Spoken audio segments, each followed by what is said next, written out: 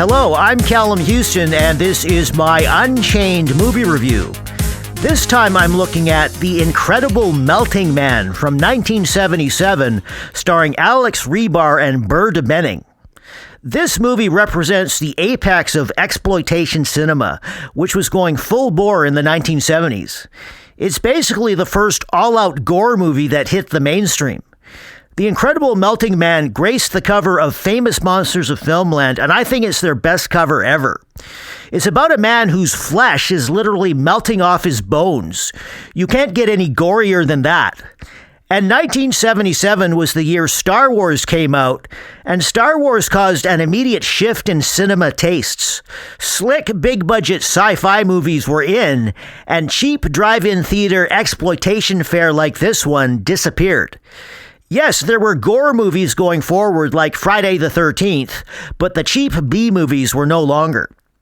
The story involves an astronaut named Steve West who's hit with space radiation while on a mission to Saturn, and he turns into this oozing, flesh-eating zombie upon his return to Earth. The movie feels like a throwback to 1950s science fiction movies. It's considered to be a remake of 1959's First Man into Space, and the title is a play on the 1957 sci-fi movie The Incredible Shrinking Man.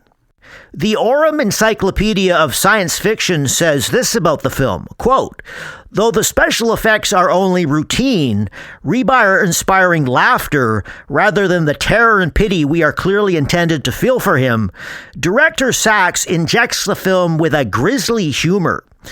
The result is a better-than-average monster on the rampage outing," unquote. I don't entirely agree with that assessment. I wouldn't call it a better-than-average monster movie. I'd call it a better-than-average splatter movie, and that's it. And I take exception to the claim that the special effects are routine. The effects aren't routine. They are absolutely sublime. The star of the movie really is Rick Baker, who did the makeup effects. Rick Baker, of course, is a makeup effects legend who worked on The Exorcist, King Kong, and An American Werewolf in London, among many others. A couple of scenes really stand out for me in this movie. The first one is where a fisherman gets his head torn off, and we watch the decapitated head travel down a stream and over a waterfall before a young girl gets surprised by the melting man.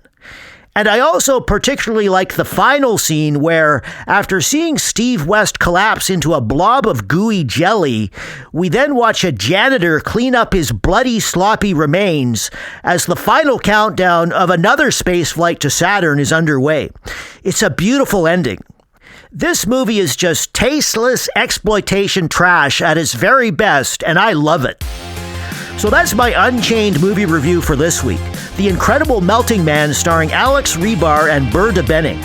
I'm Callum Houston. Thank you for listening, and please check in again for future movie reviews.